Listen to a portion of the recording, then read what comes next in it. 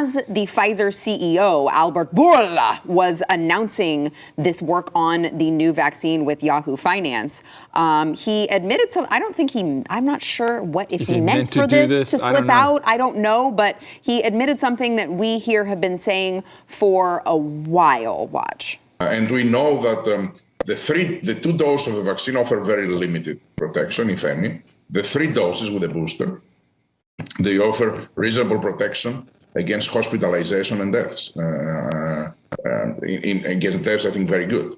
And less protection against infection. Now, we are working on a new version of our vaccine, the 1.1, let me put it that way, that will cover Omicron as well. And of course, we are waiting to have the final results. The vaccine will be ready in March.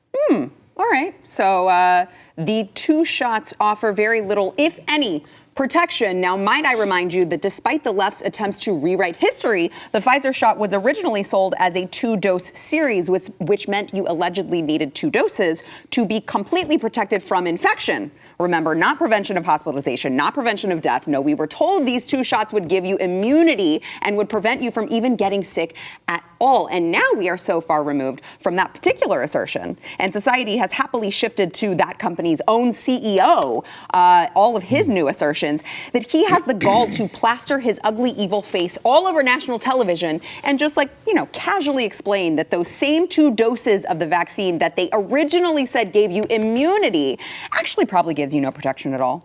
But definitely trust them when they tell you that the 3rd shot is going to be the real winner. And by the way, while we're at it, I have a bridge to sell you.